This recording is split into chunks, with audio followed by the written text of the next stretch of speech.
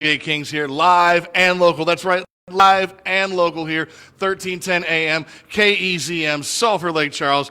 I'm Dr. Dye here with Chef Chad. We got Jason, the arbiter of reason Reynolds, playing with us today. And of course, we've got Casey in a minute. Slept on his phone, apparently, Chad. So, hey, it happens. It happens. But yeah, so we've got a great show for you today, brought to you by the Sleep Disorder Center of Louisiana. Hey, look. This is a respiratory thing. Like I said, we're not talking about the illness, but this is a respiratory thing. So if you're not sleeping well, part of it might be your breathing. So there's no better time than right now to go see Doc Connor over there at the Sleep Disorder Center of Louisiana. Get your sleep taken care of, get you checked out. Insurance covers these sort of things. They're still open, and they've got ways that they're handling this in the crisis that are completely kosher and whatnot. Also sponsored by Maplewood Burgers. Look, they're giving free delivery right now. Free delivery from Maplewood Burgers if you use their website or their app. All right, like I said, so go over there, use that, and then if you do that, on top of that, go use the promo code TAILGATE and save yourself 10% off. And that's what we're looking for here. Like I said, go get yourself a good stuffed burger. Maplewood Burgers is great. Hey, and lastly, look, there's a contest going on right now for Mattress Factory Direct. Look, if you go on their Facebook page, they've got a contest going on. Go check that out. But on top of that, look, if you go buy a new mattress from Mattress Factory Direct and you mention the Tailgate Kings, you'll get a new set of these premium 1,800 count sheets that are just fantastic. Look, for free. It's a ridiculous value. So go on, check that out. Go over to Mattress Factory Direct, 3122 Ryan Street. Go see Donnie Reed over there and let him take care of you. Who else is hooking you up like this? Nobody, man. Nobody. I mean, Donnie gets the best price on the mattress in the first place. So, and they're so cool, and their customer service is so good. All three of these sponsors of ours are amazing people that give back to their community. Go support them right now in their time. We're all trying to find solutions to make our lives better. All of these things are ways to do that for you. And thank you guys. And thanks for their support. Like I said, here we are giving you this fun, live and local show. Like I said, we are up to date. It's Saturday morning, lit after 10, and we are knee deep in NFL free agency, my man. Are we going to spend 2 hours talking about NFL? Pretty much. Stuff? I mean, there's a ton of stuff, like just the way it's going to shake out, what it's going to do to divisions. We'll see if the NFL gets delayed as well. But right now, the NFL, could be the one league that kind of gets started on time. I don't know. Maybe. So let's start. Tom Brady is a Buccaneer. Tom Brady is a Buccaneer. All right. I'm for it. Chad's against it. Jason, where do you sit on this whole Tom Brady is a Buccaneer thing? I don't know that we got Jay. Oh, Jay, let me double check. All right. So Chad, what do you think of this Buccaneer thing? Well, you're right. Initially, I thought this a mismatch due to style, not lifestyle, but style on the field. What you would get from an Arians who expects to push the ball down the field more in an Al Davis style, a vertical look is what they do most of. And those are the kinds of quarterbacks that he's had the most success with. And that's not what Tom Brady is right now in this carnation of who he has as a player. It's changed. He's not able to throw the ball down the field as well. You call him noodle arm. We all make fun of it. The reality is at 42, 43 years old, you're not going to be able to throw the ball down the field like you were when you were 28. So what do you I've softened a little. I think that Arians is a smart enough guy to be able to figure out how to change his strategy and his obvious personnel advantages into something that works with Brady. So I'm softening a little because Arians is a smart guy. He's a tenured guy. He's a guy who knows how to adapt, and the NFL is about adapting, and he seems to me to be a guy who has his finger on the pulse of that and will be able to do it. So kind of softening a little. So you're softening now. Yeah, I am. I'm getting sold a little more because of Arians. You were totally against it with the idea. All right, so Jay, tell me, is this a fit right here? Brady to Tampa Bay, because it wasn't on any of our lists, right? I mean, not in the initial offseason. We all had Oakland, the Chargers, maybe the Titans, Niners made a trade. I had the Titans or the Pats. I did not have him going to Tampa. I kind of like the move because it's bold. He's doing something that I didn't expect him to do. I figured it would be the Titans because they're set up to go to the championship game again. Or maybe it would be New England because he's comfortable there, and that's about it. Like, you need some place where you're going to win. But I think this move, going to Tampa Bay, just throwing all his eggs in the basket and saying, I'm going to try something new and try to build this team. And look, people will give you all the data on it, and they'll tell you, he has Evans, he has Howard. I mean, they have a good staff. They have a good defense. They lost what? They lost like 9 games last year, but 7 of them were by 1 score, and Jameis Winston led the league in yards and interceptions, So there's a lot of good going on there, but it's still a bold move. This isn't going to the Titans, which I thought he might. This isn't staying with the Patriots, which I thought he might. Those are the only 2 things I could see him doing. So I compliment him on taking a big chance here. And if you're going to go with somebody, go with Bruce Arians. Look at the people he's worked with, right? He's worked with Manning. He's worked with Roethlisberger. He's worked with Luck. Like, he's worked with the best quarterbacks of his era. And as a lot of people have pointed out, Bruce Arians is the exact opposite of Bill Belichick. Bruce Arians is the guy who says, yeah, dude, you can't come to practice tomorrow because you got to go to your daughter's recital. Like, that's important. Right. Like, you have to have your family and do things, like, for your family and prepare for, like, your life outside of football because, like, no matter how rich you are, it doesn't really matter. You're not going to be in this game forever. I think Bruce Arians gives him a chance to adjust into normalcy as opposed to just being in that kind of militant, like, do your job Patriots thing. And where I very subtly sympathize with Tom Brady, I can see how much nicer it would be to play with Bruce Arians than it would be with Bill Belichick. Especially at this point in your career, right, when that is the stuff that's starting to, like you pointed out, matter more. So I think you're right. I think that deft touch of management skill changes it, and I think the weather changes it. He goes from playing in a bunch of weather to an older body where he can be in nice weather in a controlled environment most of the time. And how sick does this make this whole division? Right. No, this division is going to be crazy. Now, we'll get to that in a second. But yeah, no, this Tampa Bay team is just could be interesting. I didn't think it would be. They got to get better on the O-line. I just don't. I never think of the Buccaneers as an attractive team. Maybe it's just because I can't get past the creamsicle uniforms of the '80s and whatnot. I don't know how. I loved those. I don't know how anybody would ever want to go play down there in Tampa Bay. Dude, I loved them. I thought they were great. But maybe I'm obviously I'm wrong. I'm just curious. Where do you think this was on Brady's list of teams? Do you think he wanted to go to the Titans and the Titans decided to stick with Tannehill? Do you think he wanted? I mean, rumors were he wanted to go to San Francisco. San Francisco decided to stick with Jimmy G. So yeah, no, I thought that would have been the most natural fit in all of it. But if they want to ride with Jimmy G, you can't begrudge that. The numbers are, depending on how you look at them, supportive, or in crunch time, maybe not so much. I, as Lynch, would have rolled the dice and gone after Brady for a couple of years, offloaded Garoppolo, gone and got something in the draft. You got a couple of first-round picks this year. So, I saw it making sense, but if not there, then where?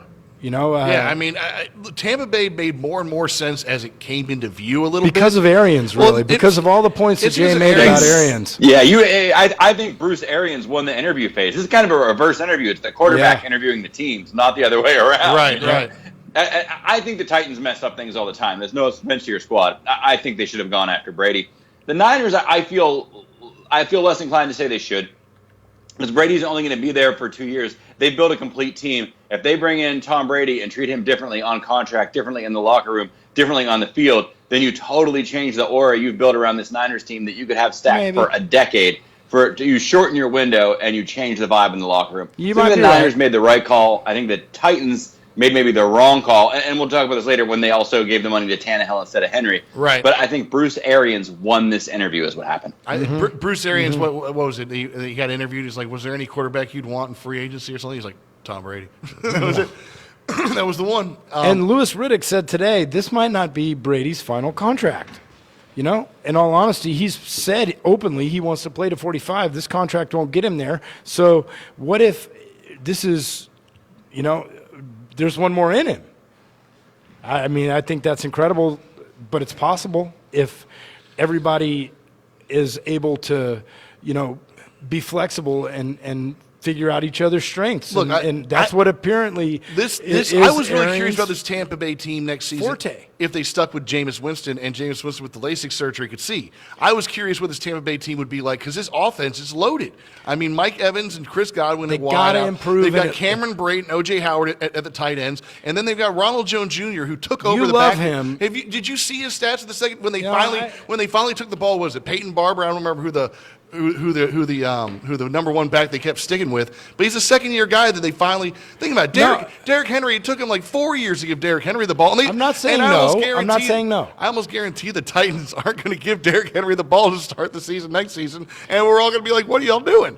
So, protecting their investment. right. So look. The shelf life for those Ronald guys. Jones Jr. I think that's become abundantly clear in this offseason. Now, is there going to be probably need to be another running back? Because I don't think Barber or I want to say it's They're going to have to go after somebody else. But what they're going to have to really do first, and the word on the street is the veteran out of Philly, Jason Peters. That's who they want to shore up that offensive line. The offensive line could use a little bit of shoring. That is what they have to do first. But they don't have a lot of holes. That defense is better than most people think. Is actually excellent. That's what I'm saying. Don't you agree, Jay? Do you like that defense as much as I do? I'm on it. I do. I mean, they remain competitive in a division with a lot of firepower, right? I think there's a lot to be said. And their losses, not all but 2 of their losses were tight. I mean, they're losing 7 games by less than 7 points, right. and that's why it's a good sell for Brady too. It's like, look, you can be all the difference, right? We know you wouldn't throw the picks Jameis did, and we have the defense to back you up. It fits in a lot of ways, and even I jokingly said this when it came through, even in the fact that they have a backfield you can't figure out. The Patriots have very rarely had a reliable running back. They very rarely had a workhorse running back. They usually have 2 or 3 different guys. They have Lewis, they have White. They always have like 2 or 3 different guys in the backfield. Yeah. You don't know who's going to do good on any given week. You know it's going to be Brady's show. Brady fits really nicely into an offense like that. And look out for Dare Ungobowale, who they drafted last year.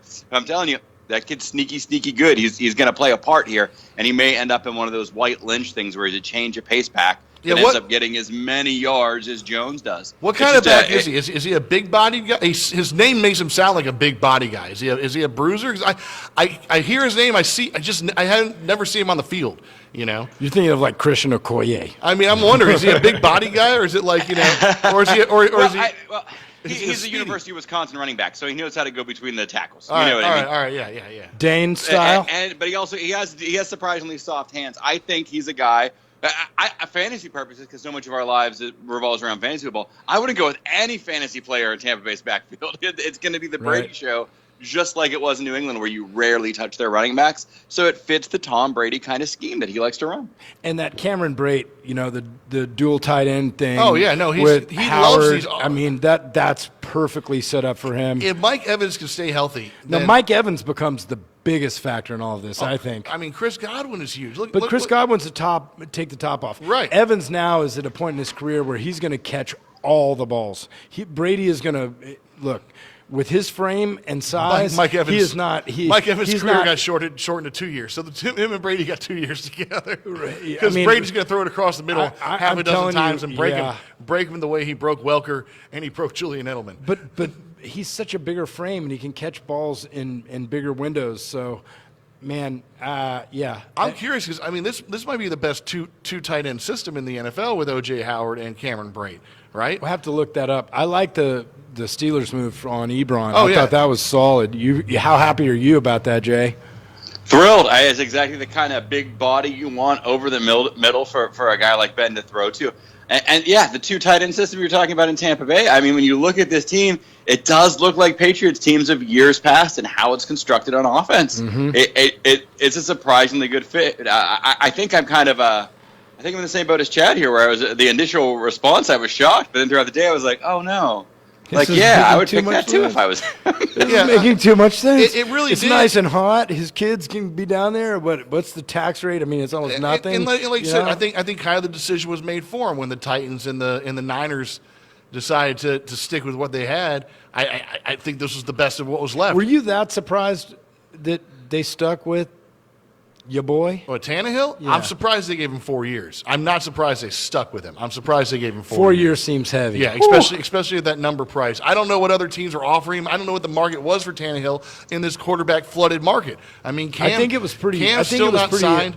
You know, pretty aggressive. Maybe on, it was on him maybe, because of his athleticism, because of his wheels and his ability to create plays, and that's kind of what the league's evolving toward.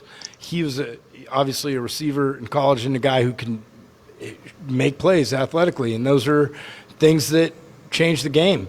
You know, you get to shift some of the focus away from some of your elite skilled positions and let him take some shots, especially at this point in his career. He's another one. He's a little longer in the tooth. So, you know, 4 more years of him going all out, you might have something actually. We'll see. All right, we'll get to the I Titans. don't hate that deal anymore either. Okay, good. We'll get to the Titans here a little bit later in the show. Let's stick in the NFC South. All right, so we're talking about Tampa Bay. Brady comes to Tampa Bay, but that means we're going to get Brady versus Brees 2 times a year. Awesome. Now, look, in some ways, does Brady have like the best quarterback matchups of all time? Because we had Brady versus Manning for the longest time. Right. Then you could argue maybe it was Brady and Roethlisberger. You know, you could argue it was even Brady and Mahomes the last couple of years. You know, but now he switches divisions and puts himself right in a division with what people in Louisiana would tell you is the real GOAT. You know, Drew Brees. Right. So, what do you think here, guys? I mean, Jay, what do you think? Is this going to be the best? Is this like going to be one of the best quarterbacks, or is this going to be so lackluster because they're both in their 40s?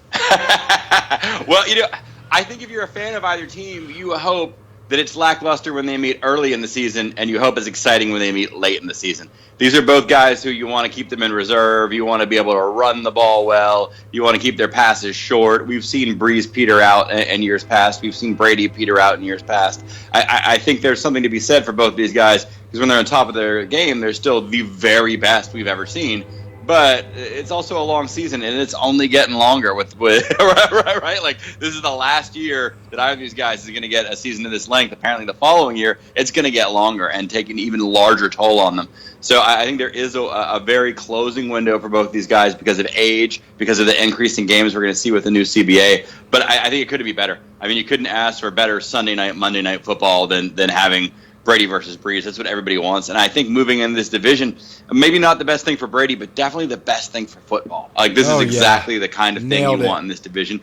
And it gives football a chance to really make inroads in the South, where it's always had trouble, where SEC football and college football is still king. I think this Tampa Bay Saints rivalry, when we know both teams will be fending for the playoffs, will be fending for a title, I think that's going to get some fans into the NFL who for years have considered it secondary. Not to mention Bridgewater and Matt Ryan are still, Oh yeah, no, we'll get to the rest of the South. This is juicy, man. Yeah, man. This is juicy good. I mean, look, Brees and the Saints last night signed away from your Niners. Yeah, Manny Sanders, that baby, was super smooth, and getting How did- Jenkins. Those are good moves, Getting and Jenkins is great. reshoring the offensive line with Pete. How did they get Good Manny stuff. Sanders? No, they knew they had no team had a greater gap between. Oh, of course, but I mean, one and two how did your receivers. Niners let Manny Sanders go? There's a lot All of. right, is there enough talent there for you still? Boy, he sure made that team look good, didn't He he? did. He did. The Niners get a big boost when they picked him up. I do like him there, but you still have some other guys that they're developing at that position. I mean, you could argue the one thing the Saints were missing last year was somebody else besides Michael Thomas to catch the ball. That's exactly what they were missing. You can't argue it. Because he had to. Yeah, there's no argument. That's the only thing. You don't they're break missing. that record unless you absolutely need to. That's right. That's why Harrison had it with the Colts forever. Look, the thing about Sanders is when he left Pittsburgh, the first thing he said in an interview like a week into training camp with Peyton Manning was how nice it was to practice with a quarterback who really liked to practice. He hated Big Ben because Ben didn't practice enough for him. Peyton Manning did. Then he goes to San Francisco, and we see how much he fit in their model. What a team player he is. What a leader he is, right? Oh, yeah. Mm-hmm. And that's the thing about Sanders. It's not just his play on the field. It's what he does for a locker room. Like the trying out of AB was the thing the Saints did last year that scared me the most. Having had AB and Sanders on the Steelers in the past, I can tell you of those two guys which one I would take. Right. Yardage aside, you go with a guy who knows how to throw blocks. You go with a guy who's a team player, who's a leader, who can teach kids how they're supposed to play, who can create the kind of chemistry you want in a locker room. I mean, Sanders, like, if you're going to lose Bridgewater. Bringing in Sanders works not only to give Brees another weapon, but he kind of replaces Bridgewater and that total team player, total package, unites the locker room kind of guy. He's the guy who's going to be doing the fun dances in the locker room from now on, right? Like, he works. This is the best signing the Saints could have hoped for. No, your exact words are the he works, and he works, because this is another guy long in the tooth, coming off fresh off an Achilles tear. We didn't even mention that, and back to action and contributing for a team that plays in the Super Bowl. I mean, that is incredible. That's impressive. That is the kind of leadership that will, to Jay's point, help reshape the locker room with Bridgewater's absence.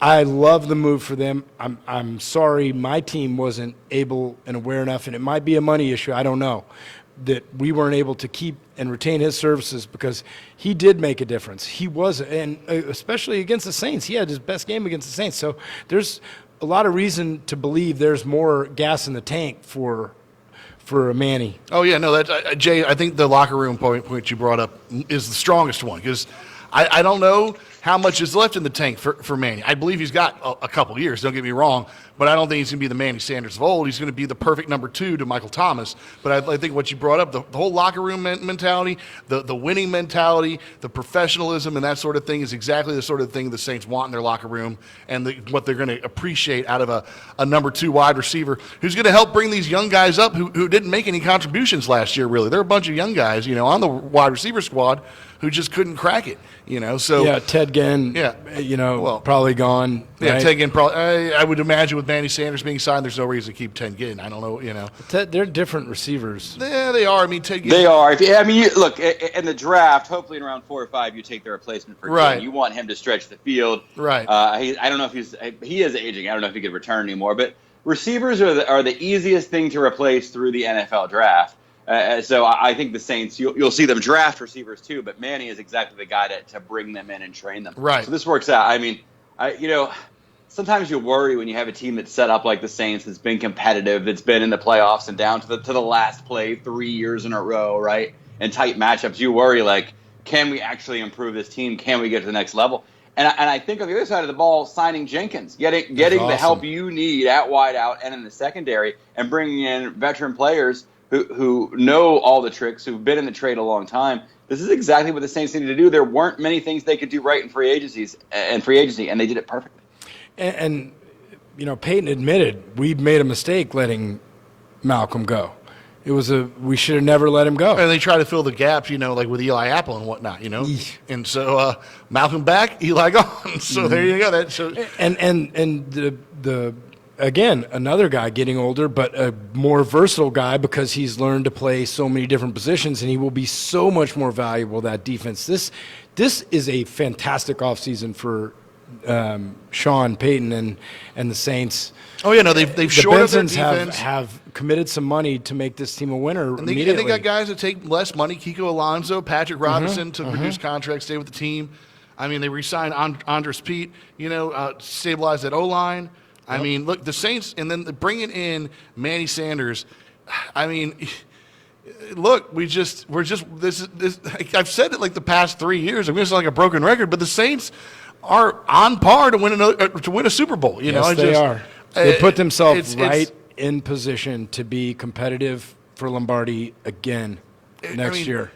The team, their season ends on the final play for the last 3 seasons. I mean, that's just hurts. It's nuts. But you don't stop. But that's what the great example in all of this is you don't stop. You just keep trying to find ways to figure out how to move forward and try to win again. That's awesome. It's a weird. It's awesome. Most people almost, just tuck their tail, but look like the Bills. I'm about to say it's almost Bills-esque. It's almost 90s Bills-esque. They're not making Super Bowls, but don't make any excuses.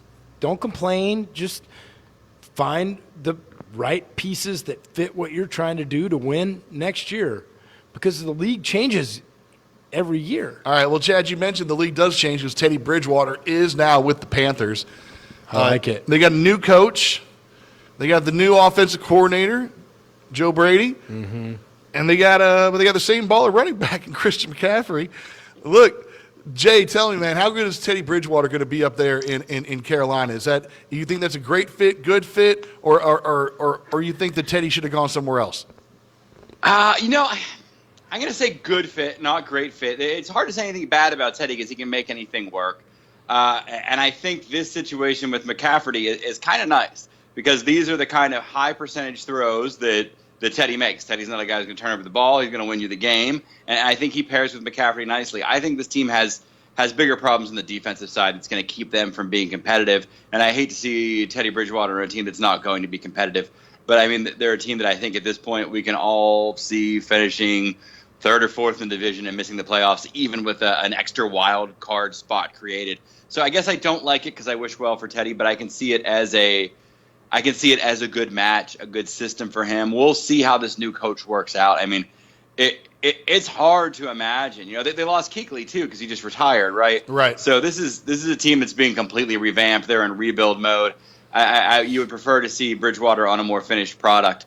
But if there's any guy who you'd want to bring in there as a leader, and I hate to say this, but if you're rebuilding a team and you're not sure who your future quarterback is going to be, who's the ideal candidate for the rebuild who might have to lose the job later? It's Teddy because he is such a team guy. Ooh. All right, look, I like that except for losing the job later. Real, man. No, I hear you. Yeah, I hear it. I hear you. No, but you're right. This team is on a complete rebuild pretty much. Matt Rule's coming in. Then why not stay with Cam? Because Cam's not going to be there for the rebuild. Cam wants to win now. Now I don't know where he's going anymore. No. What about all this back and forth about you how can Cam go seek doesn't a want to trade, leave? and then now he fired off that Twitter I and think weird font. that's all optics or whatever. That's all what optics. was okay? Well, then that screams to me like a guy who really doesn't want to leave. I think that's how perceptually. I think he wants to leave, but he doesn't know where to go. Like, if you're Cam, where do you want to go? Like, what's the team that you want to be on? Like, where are you going? You're going to the Chargers? I mean, unless you're going to the Patriots, unless the Patriots are taking you, Bill Belichick's like, come, Cam, come to the dynasty. He doesn't want Cam. He likes Cam, but where are you going if you're Cam? I don't think there's anywhere to go now. Chicago took Nick Foles. Where are you going if you're Cam? What do you think, Jay? In musical chairs, Cam might be the loser.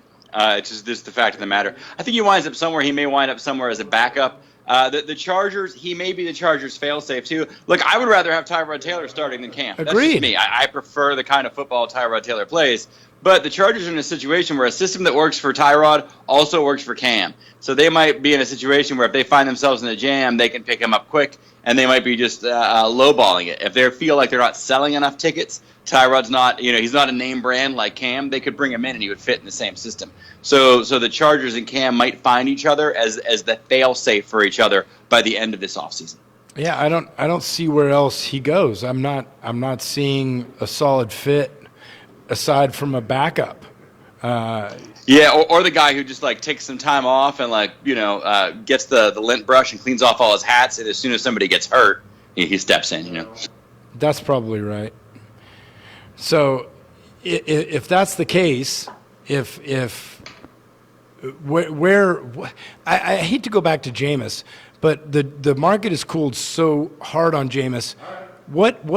How does he fit? Is he a backup, Jay? Are you ready to just call him a backup? And, I love Jameis Winston as a backup. There are guys who fit into that backup thing. Look, Winston is going to take bad chances. We know that. And I don't care if he has LASIK or not. His eyes being better, it doesn't change the colors of the shirts. You know what I mean? Right. The eye surgery is not going to solve his problem, whereas he makes bad decisions and he takes chances that he shouldn't take. When Bruce Arians tells you have to take less chances, you have a problem, right? Because Arians is the guy who, I remember when he was in Pittsburgh, he would talk about good interceptions, right? Where if you were throwing the ball from R40 down inside the red zone and the other team picked it off, he was cool with that because it would have been a punt anyway. Right. Right? That's his mathematics on it. That's his sabermetrics. On third down from around midfield, let's shoot it down the field, and if they intercept it, same as a punt. Just make sure your wide receivers are capable of tackling him. So Winston is too dangerous, but as a backup, he's the kind of guy you can see coming in for 4 or 5 games. You have no real film on what kind of wrinkles you'll have with him in there. He can move around. He can move out of the pocket. He can run. He's actually, for a mobile quarterback, he's also punishes defense. He's not afraid to run into you. No, he's not. I think he's a really, really well-suited to be a backup quarterback in the league right now and maybe step into a full-time job a la anyone named Ryan, Fitzpatrick, Tannehill, anyone. Right? I could see him working his way back that way. Yeah. But I also have a funny feeling that whether or not he ends up with the Chargers completely depends on how many tickets they're selling. What about the Pats? You guys put Jameis with the Pats? I'm telling you, man, I'm really curious what Jameis throws like with this LASIK surgery. I'm really curious if he's been blind for his entire career, and he can now see. I think he's the most interesting guy on the market still. Not Belichick's cardiac health could not handle Winston after Brady. You're probably right. I don't know. He has no hair. I don't see it. I think you're the one who said it, Matt. And Andy Dalton is more way more suited. Road. Oh yeah, no. Andy Dalton is definitely a Bill Belichick kind of guy. I mean, let's be honest here. But I'm just pretending that Jameis Winston is now what, 24, 25.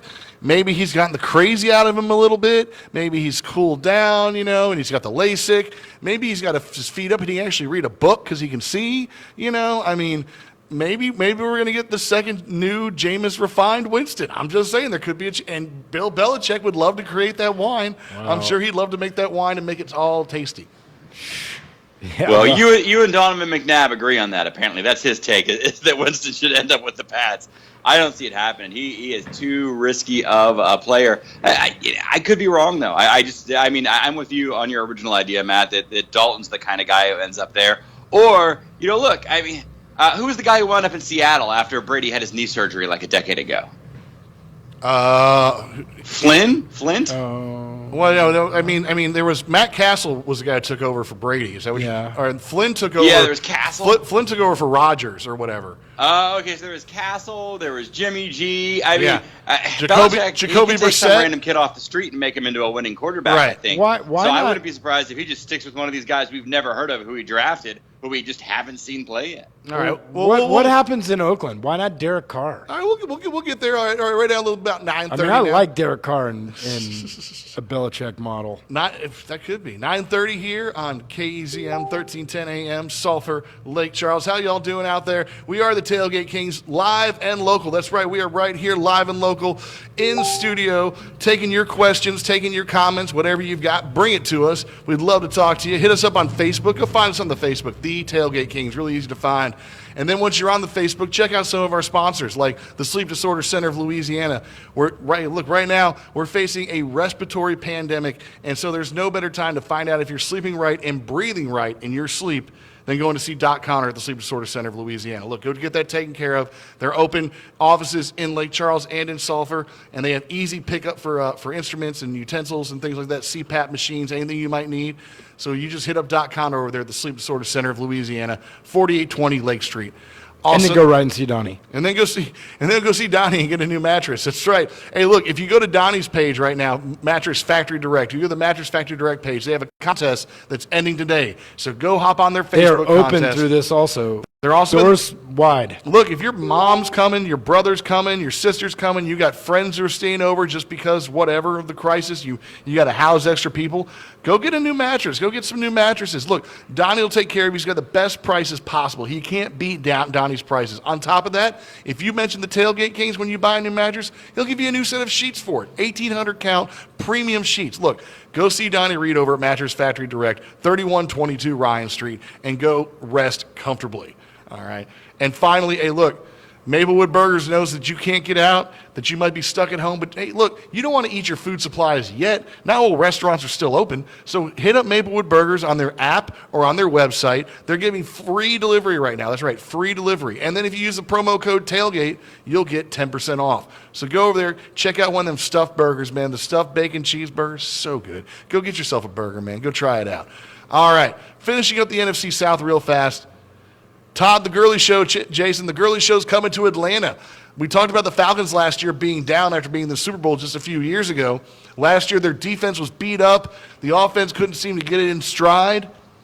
They just let go of Tevin Coleman, which, Chad, we admitted was probably a mistake in a lot of ways for Atlanta because Coleman's a better running back than Devontae Freeman. Always was. But now you bring in Todd Gurley.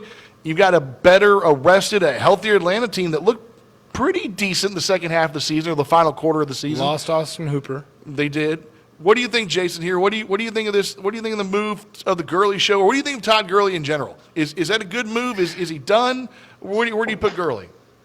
I don't see how Todd Gurley can be done. I understand he's had health issues, but I'm not sure.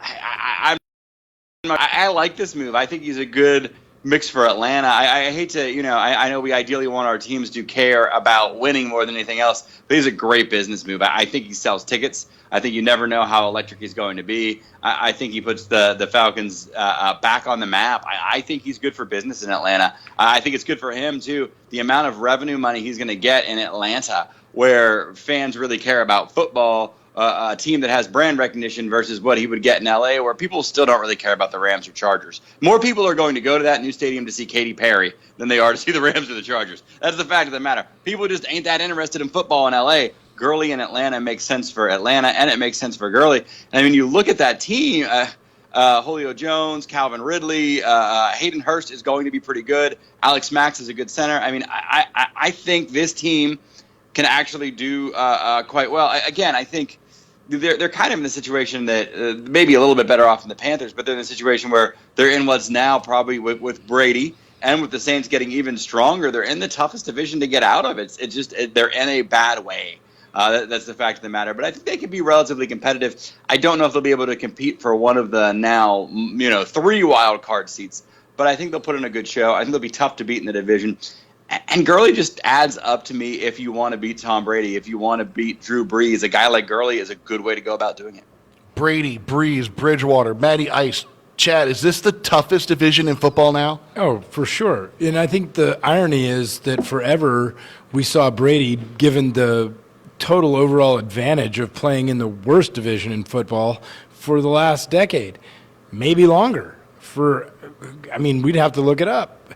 So I think it is kind of noble for Brady to step into that fray and say, I'll take this challenge at the twilight of my career and see if this is something that I can do.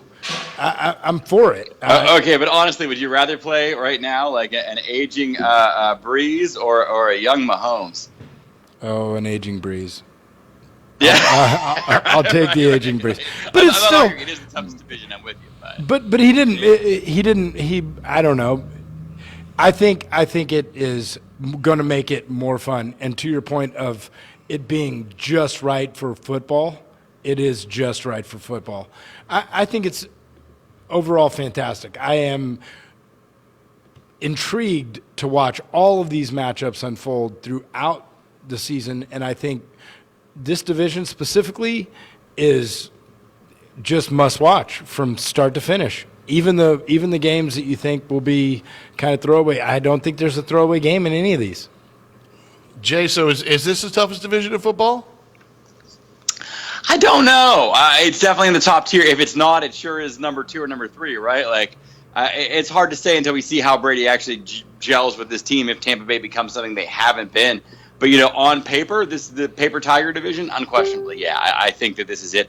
You could see the Falcons coming back stronger. You could see the Panthers kind of being a dud. But with the Saints and Tampa Bay, a Brady-led Tampa Bay at the top, it's hard to imagine this not being a team that gets, or at least the division that gets the most primetime games. There's no way to deny how entertaining these matchups are. Almost all of them. Like this, it's going to be fun football. And the good news for us is it looks like the Saints are still going to come out on top. I don't see a Brady-led Bucs being able to surpass us. I see the bigger challenge being maybe splitting games with them or splitting games with Gurley-led Falcons and not getting home field, which is going to be more important than ever. Right. I can definitely agree with that.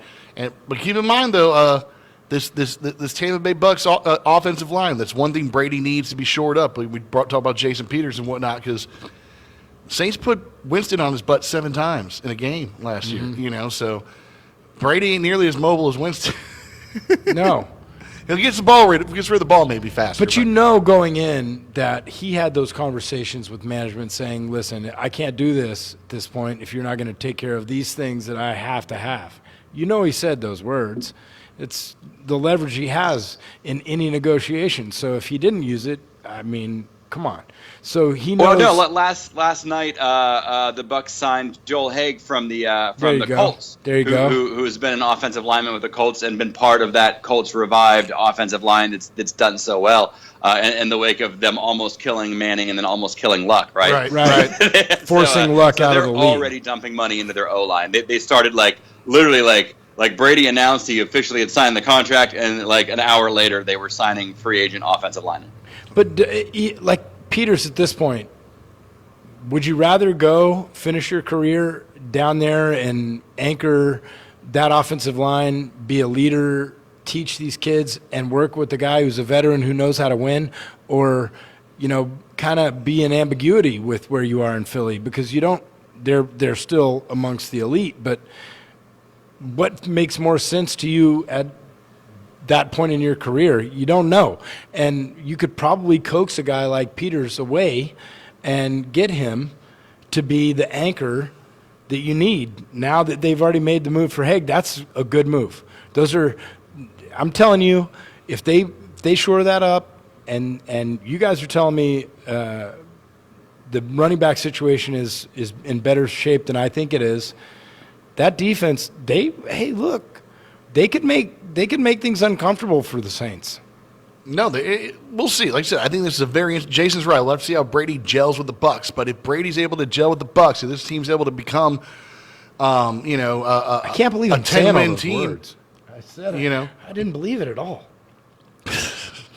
You didn't, or you believe it now? No, you don't believe it as you're saying? Like I think I do believe believe they're spewing it. Lies, No, I'm not. I think I was totally wrong about my first impression on how this was going to go, and now I'm looking at it and I just see it, and I think it could be dangerous. Yeah, and Jason's right. What it really does is it hurts the Saints' chance to get that number 1 seed because there's going to be so much probably attrition in this division. All right. So talking about the other team that's close to home, moved to the AFC South and the Houston Texans. Because, hey, look, we just did 40 minutes basically just on Brady and Brees. And because the worst decision, the absolute worst decision is what? How do you get rid of DeAndre Hopkins?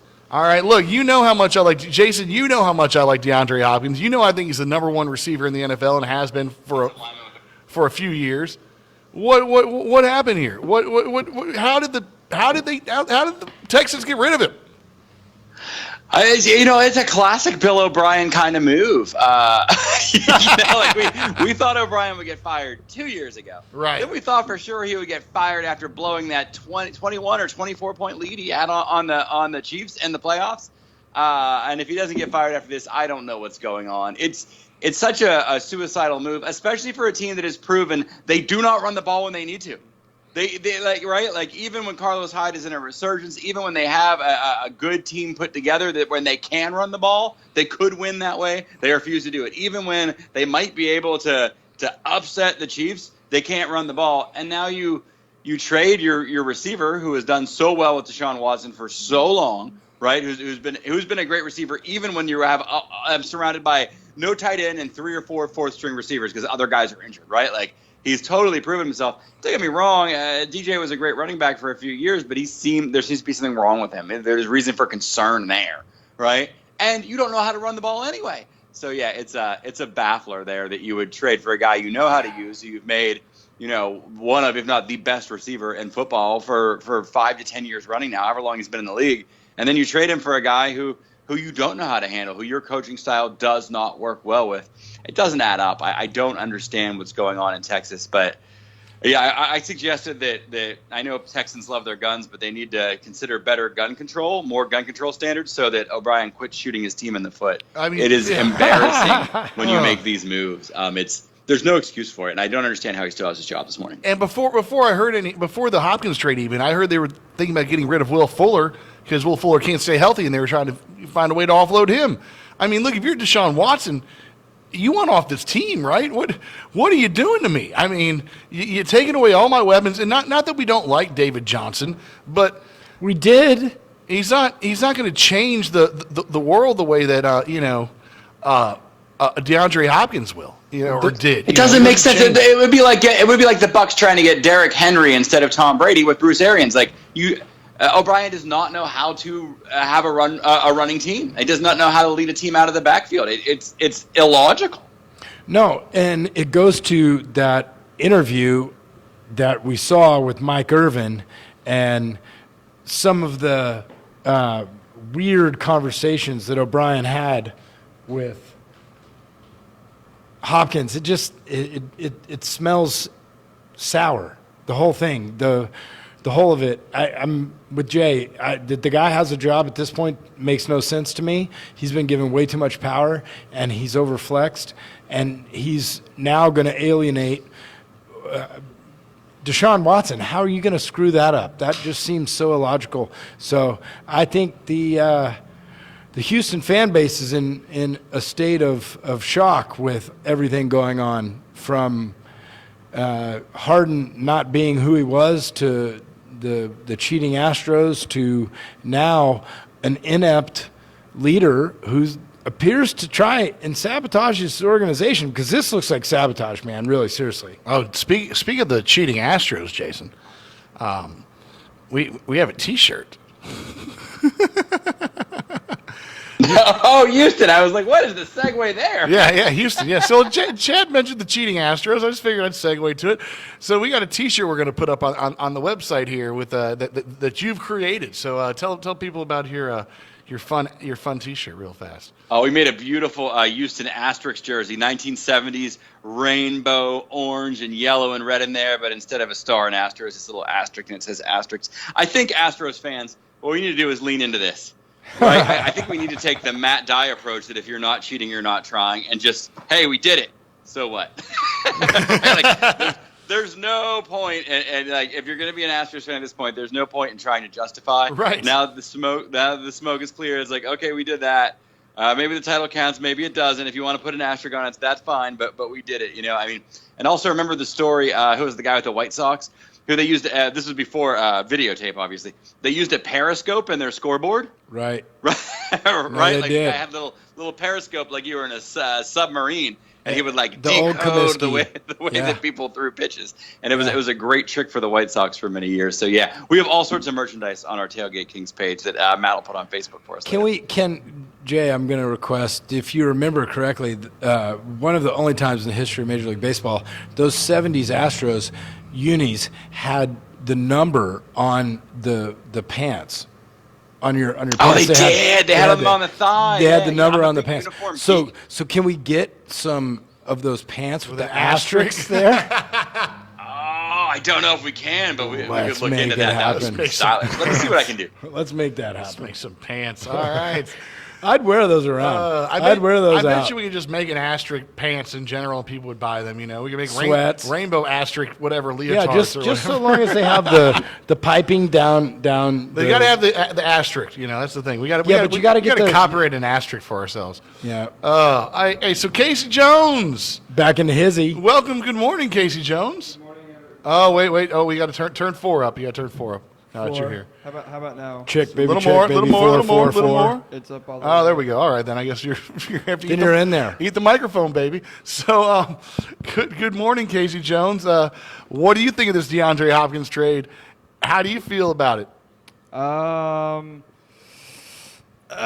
it's pretty bad, right? Yeah, it's pretty bad. I don't see how the Texans come back from this one in terms of at least with their fan base. I get it. For the years you've needed a running back, you finally got one. But at what expense? Maybe giving up the best wide receiver in football. Personally, I think he's the second best, but still. Who's the best? Michael Thomas. Oh, okay. Yeah, I think Michael Thomas. After this year or before this year? I think Matt, you're pulling so hard for I your know, dude. guy. I love DeAndre You want- Hopkins. you want- I don't even know why. Splitting hairs now. Yeah, You mean yeah. in the first half of games on Sundays So or Thursdays? So on third down, whenever they're down by 7 Right. at the 45-yard line, who would you rather? No, I think before this season they were neck and You neck. got to make an acrobatic catch where you do a somersault at the end. Who do you yeah, want? yeah. I think they were neck and neck DeAndre going into the Hopkins. season. No, he does a somersault. You seen that guy? I don't care, man. I think going into the season they were neck and neck, but I think especially after breaking the record, I think it just inches Michael Thomas right over Hop. But if you give me 1A, 1B, I'm not upset in terms of a franchise owner, But I do think this trade for David Johnson is questionable at least. A great running back, but again, who can't stay healthy. You know, the Texans love their injured running backs. Let's just point back to Arian Foster 10 years ago, you know. Arian Foster is the best running back they ever had by far. Yeah, and he couldn't stay healthy, and I feel like this is going to be a pretty much copy of that. Don't you think he stayed healthy just For about the as first long as 5 seasons? Yeah, or so, about just as long as any other running back. And at this point, trading for David Johnson, who's a busted unit, and University is of past his Tennessee's prime. own Arian Foster. Yeah, I know you were going to get that in there. I knew you were. Yeah, I knew he was going to squeeze it in. But I'm telling you, look, man, I rode DJ for a long time. It's over. Yeah, I don't. Like, DJ's like I get the Texans wanting DJ. I don't get the Texans getting rid of well, Hopkins. it for goes him. to some Unless- of that other fodder, Yeah, that his fodder. locker room presence and so forth, and which it was just just weird conversations that came from I that. feel like if I'm an owner or somebody and I'm being told that I'm getting rid of a player because of this, I get rid of the coach. But if not, here's the weirdest part in all of it. You can tell they didn't negotiate with anyone else. It was a snap decision, and that was it. There was no that's the best offer you're going to get for your best player or your second best player. I don't get it. I don't think that makes any business sense. And in that alone is the reason why O'Brien should be removed. If you're being given the general manager and the coaching reins to sculpt this team, and that's the snap judgment you make based on your intel and how his presence is in the locker room or other incendiary factors that he threw out there, that's get out, buddy. You got to go find something else to do. I'm going to find somebody who understands how to lead because you clearly don't get it. So tell me this, though. All right, so Jason Hopkins, though, he ends up in a better situation maybe, though, with Arizona? I mean, is that a better place to be, really? I mean, really maybe time will tell, right? Like, this is a tough one. I mean, Murray looks like he could be the real deal, but he's also a smaller quarterback who could get knocked out at any moment.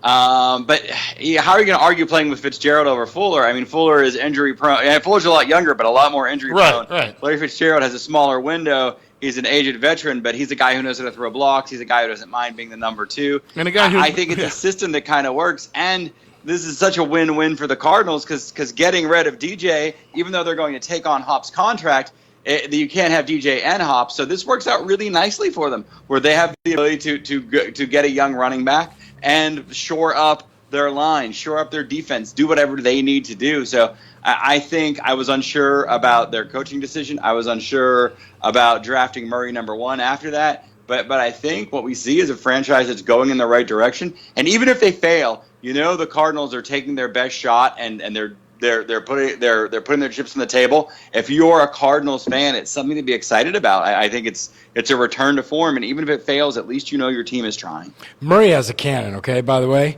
He doesn't just move and run around and get outside the pocket and create plays. Even though he's undersized, he throws the ball in the tight windows down the field very well. It measures up, it matches up so perfectly with Hopkins, now Fitzgerald and Drake. They got to do something to shore up that defense and make that defense what it was back when they were being competitive in the NFC West. That happens, and you're talking about a team that has a real future, a real direction because they've committed to a plan. They went all in. You trade the people. No, we got this guy. We spent capital on him early and it didn't work. We're going to move away from it. We're going to do this, and we're going to go out. Look, I don't know what Bill O'Brien has with, I don't know, is it the Bidwell family that still owns the Cardinals? But something happened there because that makes no sense that trade would have happened that fast. The Cardinals have, I'm going to dare to say, Kyler Murray is a top 5 quarterback. And like I said, let's not forget that they have Kenyon Drake. They brought him from Drake, Miami. Kirk. They still have Larry. They bring in dude. This sets up perfectly. The offense looks really nice if Kyler Murray can conduct it. Kyler Murray, it can, and that's what I'm telling you. That he's a top 5 fantasy quarterback next year. Put it on the board. Put it on the board, Okay. Casey. Write that down. Chad said Kyler Murray, top 5 fantasy quarterback. Put it down. All right. With what he can do with his wheels? Yeah. I'm not going to say you're wrong. Yeah, I don't know. You I shouldn't. haven't He is. I haven't done any of my Do you know how much ranking tape he's watching of Russell Wilson right now? Oh my gosh, that guy is a guy who's focused on being great. it's a great to get him that weapon, your boy. I mean, On the flip end, then Texans are headed in the wrong direction. Everybody agree with that? Texans, I mean, F minus. I mean, Is that as scholastic people? Can you give an F minus? I don't think you can. Well, they need an F minus. If there's 2 minuses after the F, that would be more appropriate for Brian's debacle. No, I'm gonna agree with that, and I think there is an F minus because look, an F could be 59% or 0%. So you could go like F quadruple minus, and I think that's where we're at. That's right. It's a quadruple I minus. mean, I feel like Houston, just like I said, if you're Deshaun Watson, you want out. I don't know why you'd want to stay in, as this organization just seems to crumble all around you from 2 years ago. Being you in just the playoffs? had a collapsed lung, and you couldn't even travel with the team. You had to go on a bus because your organization wouldn't invest enough, a la Andrew Luck, to keep you upright or make sure that your career has any longevity so you can earn the money that you have trained your whole life to do. That's unfair. Sorry, I'm not putting my career in those guys' hands anymore. Adios, muchacho. All right, so let's stick with the rest of the AFC South. I know what Chad thinks. I know what Jason thinks. Casey, tell me, Ryan Tannehill, 4 years, $118 million. Good move, bad move, or?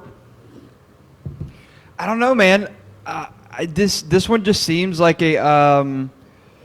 I guess you could call it a shot in the dark. I'm just not sure what to think about Tannehill. Like, I see the success, yes, but it's very reminiscent of me in this moment of Nick Foles from that Eagles run when they made the Super Bowl.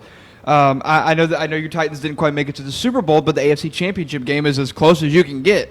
I understand because I saw in your outline, you know, they franchise Derrick Henry, but they pay Ryan Tannehill, and is that backwards? And I don't know if it is, just because of what Jason has been saying for the show.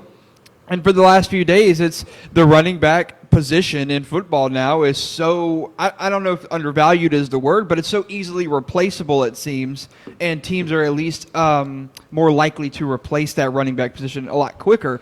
So I understand why they're franchising Derrick Henry, but in terms of this Tannehill deal, I don't know, man. It seems like a good bit of money for a quarterback that until this, we were talking about maybe shouldn't even be playing quarterback in the NFL anymore. Right. So it's a lot of money for me to just shell out for, 9 or 10 games that he was great. For me, this would have been, we'll give you a 2-year, play it out deal, and if it's great after that, then cool, we'll talk about more money. Mine would have been a 2-year, $40 million, $42 million deal. That's about probably what I would have been comfortable giving him. Yeah, see, I mean, well, I'm really curious what the other offers were for Tannehill. What else was on the table? Because, I mean, I don't think he would have taken 2 at 40, but I could have seen tagging Tannehill and giving Derrick Henry 3 years at $75 million. Yeah, that would have made more sense. You're an idiot. You're an idiot. You don't. I mean, I'm sorry. I don't. You. Come on.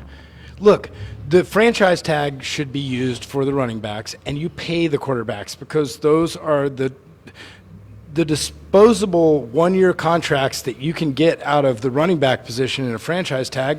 When it's over, you just push it aside. Dak Prescott should have been paid, and that he hasn't, and that Ezekiel Elliott got paid, and Amari Cooper got paid ahead of him, and this is a guy who's shown that he can lead and get it. No, it's backwards. You guys, seriously, you're looking at it wrong. I hate to be blunt about it, but business-wise, the most disposable product on the field is the running back. So why are you going to pay that guy and guarantee all his money when in Todd Gurley? All right, so Jay, Chad likes the Melvin Gordon. Chad likes secure your asset. You're looking at a quarterback in Tampa Bay who's going to play until he's 45 and still be viable, winning a championship. Are you going to be able to say the same thing about one of those running backs? No. You're not. So why you've reversed the value? I'm sorry. All right, Chad's on the other end of the spectrum. Jason, tell me where do you sit on this old Tannehill Derrick Henry deal? Oh, I think it's a mistake. Look, when you look at QBR by year, the guy who has the highest QBR, it doesn't necessarily equate to the best quarterback. And I think Ryan Tannehill right now reminds me of Ryan Fitzpatrick getting a big deal off of one good season. He reminds me of Alex Smith, highest QBR in 2017, and Wallace Smith's injury is tragic, and I want us to remember how mediocre he was before the tragic injury. You know what I mean? Like, it doesn't lessen how unfair his injury was. The fact that he's a middle-of-the-road quarterback who had one shining year where he had like 107 QBR or whatnot. Nick Foles, same thing in 2013. I actually like Casey's Nick Foles comparison a lot, but for a different reason, because of Nick Foles getting big money coming off of 2013, when really excellent backup in that Fitzpatrick-Smith kind of mode. I think there's guys that are just overrated. I feel like Cousins falls in that camp too. Guys you shouldn't pay that much money. Now, I agree with Chad at the same time. I'm not necessarily against them franchising Henry, but if you're going to pay one of the two, you pay Henry. I think Tannehill is replaceable. I think, if I am those Titans and he wants that, I offer him whatever I want to pay him, and if he don't like it, then I go out and nab Bridgewater for the money, or then I go out and grab Dalton, because I really don't see Tannehill as good as the Titans do right now. I think they're making a mistake. So I would have let him go if he wanted more than if he wanted what they gave him. I think it is a bad investment of money. So I think in a sense both parties are right on this one. Like if you're going to pay somebody, it's better to pay Henry. But why? You don't really have to pay either. You could tag Henry and even let Tannehill go. I think is the most disposable quarterback of the ones who, quote-unquote, needed signed. All right, 13:10 a.m. KEZM, Sulphur Lake, Charles. Hey, how are y'all doing? It's 10 o'clock, baby. Or it's 11 o'clock. It's 11 o'clock. I don't know what time it is. There's a time change, man. It happened like 4 weeks ago. My computer. Come on, my Holmes. Computer has yet to keep up. And, Jay, I've got one of those, like, did you change the clock system on your administration, things where, like, the school has to change my clock or something, and they haven't done it. So it's their fault. It's their fault. So change the clock on my your computer says 10. My phone says 11. My brain says, hello, we're the Tailgate Kings. How you doing? 13:10 a.m. KEZM, Sulphur Lake, Charles. Brought to you by the Sleep Disorder Center of Louisiana, 4820 Lake Street. Go see Doc Connor over there at 4820 Lake Street. Look, get your sleep taken care of. Get your breathing taken care of, especially in our time of crisis with this respiratory virus. Go get your breathing taken care of. Go make sure you're breathing right, sleeping right, all that fun stuff at 4820 Lake Street. Doc Connor and his team know how to keep that social distancing. You'll be fine. And they even have a pickup supply depot. So call them up. Go see them. The Sleep Disorder Center of Louisiana. Also brought to you by Maplewood Burgers. That's right, Maplewood Burgers, home of the stuffed burger, baby. Stuffed. Hey, look. Burger sounds so good right now. Fully stuffed, Holmes. Yeah, they do. Yeah, have you had a stuffed burger and is before, it free? Jay? It's free. Have you had a And am stuffed? I hungry? Yes. Do they ship? Is there a promo code? Yeah. Yeah. Tailgate. Use the promo code Tailgate. Save 10%. And Jay, if you have, when you come visit, wherever you get you a stuffed burger, it's on the lines one of those po' boys you had to have when you first moved down here that everybody told you about. So, I am dying for a burger. And like, if there's ever a time to support local restaurants, it's now. Because if you don't get takeout now, they won't be opened when you go back out in a month or 6 weeks or however long it takes. My favorite Chinese place is already not open. I want to eat Chinese yesterday because I'm like, I don't know how much longer I'm going to be able to get these delicacies. And it's closed, and I almost cried because that means I'm not eating Chinese for like months. I love that place too. Yeah, it's clean. We're not going to say the name. We're not going to say the name. Working on them. Yeah. All right, and finally, go see Donnie Reed at Mattress Factory Direct, 3122 Lake Street. Hey, look, they're open right now during the crisis. They have a contest going on their Facebook page. If you go check that out, contest ends today. And then on top of that, though, if you go buy a new mattress and you mention the Tailgate Kings, they'll give you free sheets. That's right, free 1,800 count sheets over there, 3122 Ryan Street. Go see Donnie Reed at Mattress Factory Direct. All right. Hey, Casey, tell me, what was Teddy Bridgewater's contract? Was it 3 for 63 or something? 3 for 63, I believe. Now, if Teddy's getting 3 for 63, how is Ryan Tannehill getting 4 for 118? Can I bring something up real quick? There you go. That's what I'm saying. Now, if you let Tannehill go, what could you got Teddy for? And would Teddy want that job? Right. Can I bring something up though? Go on. Okay, so I want Chad. I'm calling you out here. Good. Because I want to point out how completely asinine your Dak Prescott statement just was. Sure. So Do it. let's just point this out right here. Ryan Tannehill got the Tennessee Titans further in what 10, 11 games maybe than Dak Prescott has gotten the Dallas Cowboys in his 4 seasons as the starting quarterback. Chad, if 13-3, 9-7, 10-6, 8-8, but never making it past the divisional round is a $40 million quarterback to you, then you shouldn't be running a franchise. Okay. Fine. If you want to look at raw data and see his contribution, his winning percentage. He's thrown over 4,000 yards one time in his career. That is how much better is his team when he's on the field? 8-8 isn't much better. Okay. They've done nothing but decline. You can look at leadership in many different ways. When I see Dak Prescott as a guy who would I pay first, him, Zeke, Amari, that's not a question. Contribution, not having ever had any issue, always on the field, always available, always overachieving, having been able to give more than where he was drafted, contributing higher value than anybody expected, in all honesty, overachieving. I'm not saying he deserves to be the most high-paid quarterback in the NFL, but I would certainly take care of him ahead of a guy like Ezekiel Elliott or Amari Cooper, just based on character and contribution only. All right, here's another thing. All right, look, I want to go back to all this because, look, Dak, I'm with you. I don't know what you do because, Jason, it's like you said with Jared Goff, right? You know, Jared Goff hasn't achieved as much as Dak has. He made it to the Super Bowl. Yeah, I mean, He still hasn't. wait a second. I would say, if nothing else, they're comparable. I will in the give same up. sentence. I will Different give types up. of quarterbacks, maybe, but they're comparable in their accomplishments. Okay. I think you have to look at value of contract. If you're going to pay Dak Prescott more than Jared Goff or more than Ryan Tannehill, what have you done for me lately?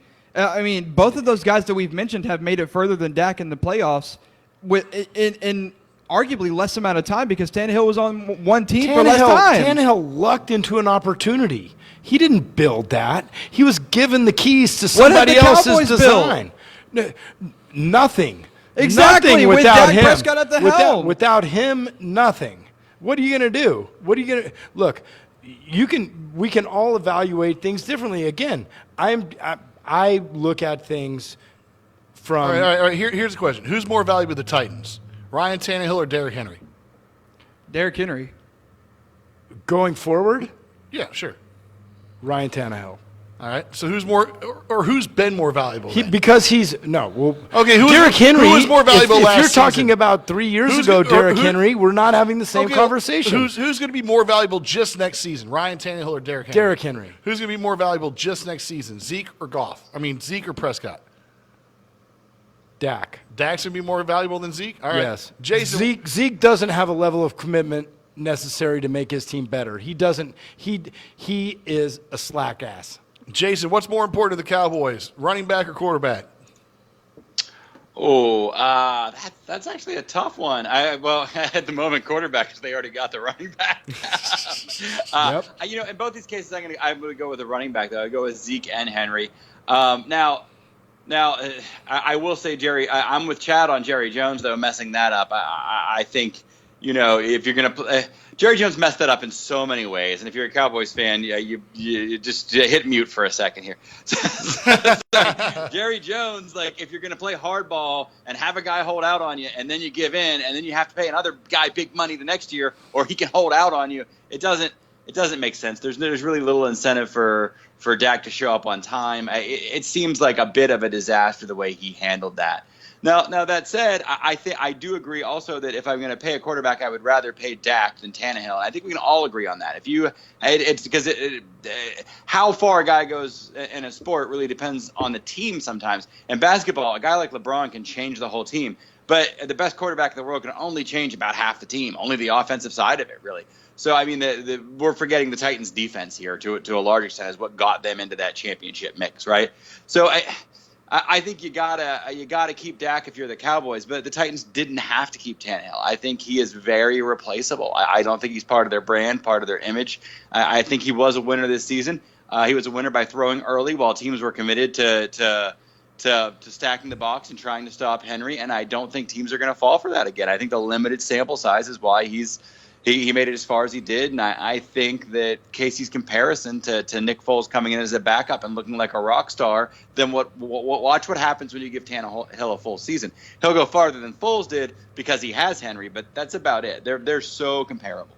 I'm going to make this statement as well. I think that Henry is legitimately a once-in-a-lifetime sort of running back. And when you take the size and the speed and everything else, and if you take Derrick Henry off the Titans, Tannehill is not a quarterback. You know what I'm saying? If he doesn't have that ability to feed off the play action, as you said, Jada, when the defense is You're stacked the acting box. like he's a rookie or like he's a third-year guy. Tannehill's been in the league and been mediocre. with terrible teams. Well, like I said, you take Derrick. Those Miami Dolphin teams, You take how Derrick many Henry of them off were this good? team. You take Derrick Henry off this Ever. Titans team, and they're mediocre as well. Agreed, but you can't have one without the other. They both go together. Look, Tannehill can be, as has showed over time, that he can be a contributor. If you're given an opportunity, he's, to me, like Mariota. The numbers don't line up. When you get Mariota in the right spot, in the right frame of mind, with the right group of people, you watch what Mariota's going to do. I'm telling you, I'm not that sold on Tannehill, but I think he's a much better quarterback than you guys are giving him any chance to be. All right, well, let's finish this up. Let's finish up the AFC South here. The Colts signed Phillip Rivers. What does that mean? I mean, Jason. I mean, or here, Chad. You're which one of you is the biggest Phillip Rivers fan? Are you? I'm probably the biggest Phillip Rivers fan. That's Chad. Yeah, I'm about to say yeah. that's Chad, right? So, Chad, what do you think of Phillip Rivers going over here? I'd love for it to work. It's not going to work. I mean, Casey, It's just not going to work. Casey, what do you think, man? The Colts get Phillip Rivers but on a 1-year deal. Like, this is the kind of deal we all like to see. 1 year, $25 million. Does he get a second year? A second year? No, no. And that was tough for me to answer because I wanted initially I wanted to say yes because I think the potential with this team is there. Obviously, good offensive. I mean, he's going from one of the worst offensive lines in NFL history to maybe one of the best that we've seen in a long time. Ding, ding, ding. There we you have go. a winner. And so he's going to a really good position. He's got good receivers. He's got a decent. Oh well, I want to say almost a decent. He's got a really good defense, honestly, and he's got a good running back coming out of the backfield of Marlon Mack. So if there's going to be any spot that he was going to land that's going to give him an absolute chance to make the playoffs, it would be this team. With that said, it's Phillip Rivers, so he'll find a way to mess it up. But it's not the Chargers; it's Rivers, huh? yeah, All right. I mean, I'm just looking. I will say with the Chargers, just like I mentioned, the offensive line has been terrible for years. But I look at Rivers' tendencies, and a lot of the times his downfield reminds me a lot of Brett Favre in terms of forcing throws and throwing these interceptions. And so I think that this team is going to be a really good 8-8 or 9-7 team that might barely make the well. We have an extra wild card spot, so they might make that wild card. But past that, I think the wild card is their ceiling. They got a nice little defense. Jason, are you in agreement with me that if Phillip Rivers is actually going to lead the Chargers, he should have probably done it like 5 seasons ago? Well, no, because they had luck. That wasn't a good. Well, narrative. not to go to the Colts necessarily, but just if he was going to lead the Chargers in general, you know, I mean. Oh, I apologize. I see what you're saying. Yeah, I don't know. That's a tough one, you know. I think he's a guy who's gotten I won't say a lot of bad breaks, but that's a team that consistently picked up about halfway through the season and kind of shot themselves in the foot by always getting off to a slow start.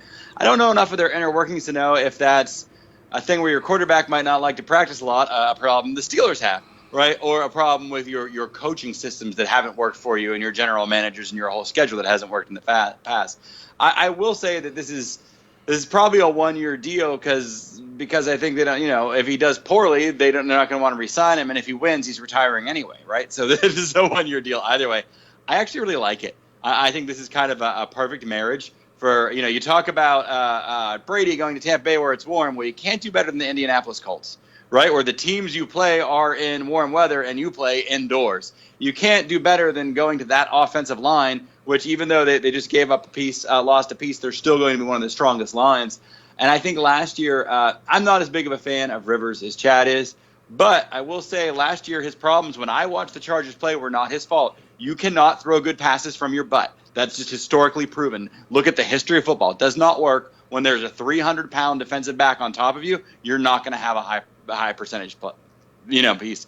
And I think he got a little gun shy. I think he'll be less gun shy with the Colts. I see this as a return to form and also a really good opportunity for him. All right. You know, I mean, I hope you're right. I really want you to be right. I mean, the about Texans that. have just decided they're going to give up on Hopkins. Do we really think the Texans are going to be competitive? No. The Titans have decided, hey, we're going to go in on Tannehill, and nobody has much tape on him. Well, guess what? right? Like, I think if you're going to catch up with a team like the Titans, you're going to have to do it through firepower, through forcing Tannehill to throw the ball. And I think the Colts can do that. I think this team, I'll go ahead and say, I think this will be a playoff team. I'll go for it. Now, they might only be a wild card, but I think they will be a playoff team. It does make it interesting, and the Chargers are just such a dysfunctional organization. They're the only team that had the number one offense and the number one defense and missed the playoffs. That's the San Diego Chargers or the LA Chargers for you. So it'll be interesting to see what a well. Irsay runs a better organization. I'll admit he's had some of his own guffaws. He's got a history with Reich. His own guffaws. But, then you got Frank Reich up there as a coach. And Frank Reich. Yeah, they've worked together. Mm-hmm. This is the ideal landing spot for Rivers. So much so that I will probably end up at a Colts game next year just because I really think it's going to work out for them. It'll be fun to watch if nothing else. That defense is young and fast. Definitely. They do have trouble tackling Derrick Henry, but who doesn't? right? Yeah. But they are young and fast, and against most pass-first teams, they're going to be very competitive. All right, and then lastly in the AFC South, the Jags.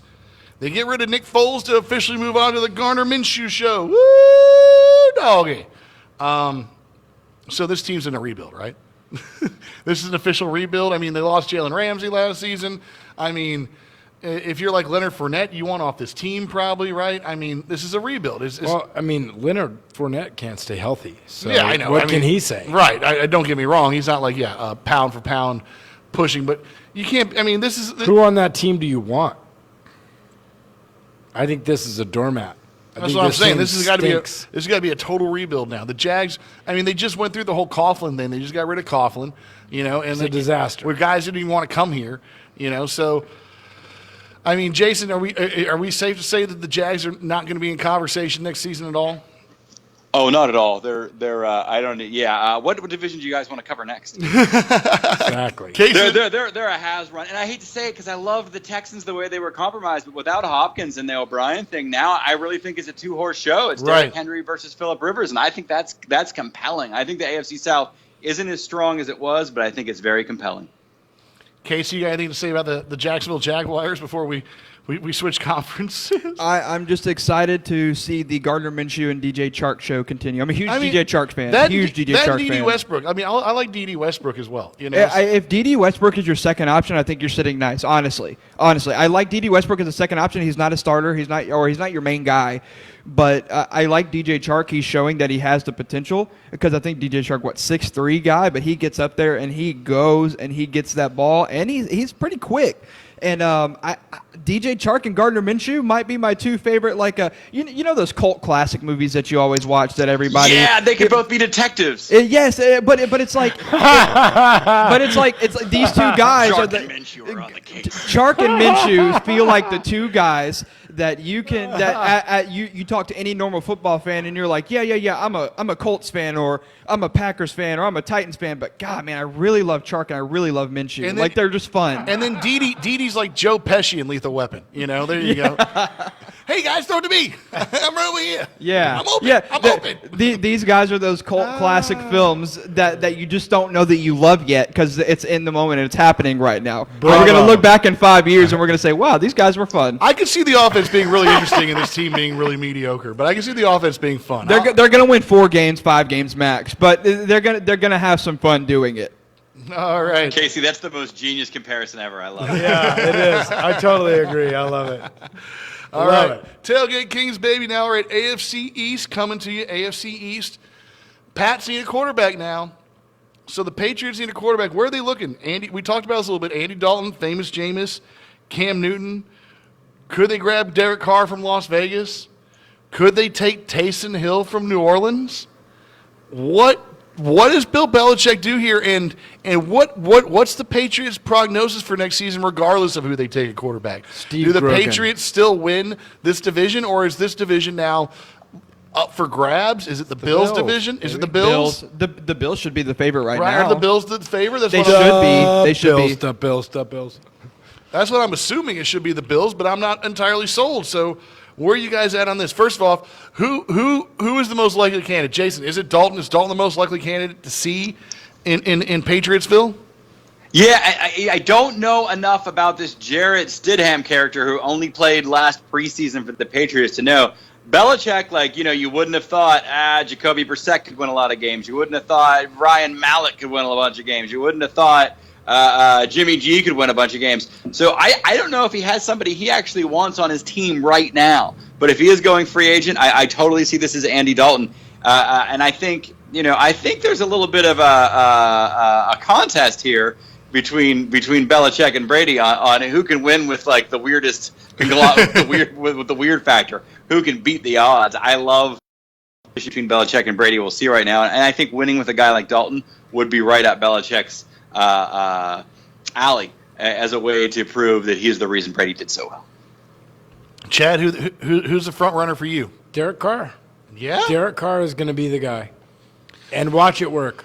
I could see that because for some reason the Raiders brought in Mariota, which I don't know why. I feel like you already have one meandering quarterback. You don't need two.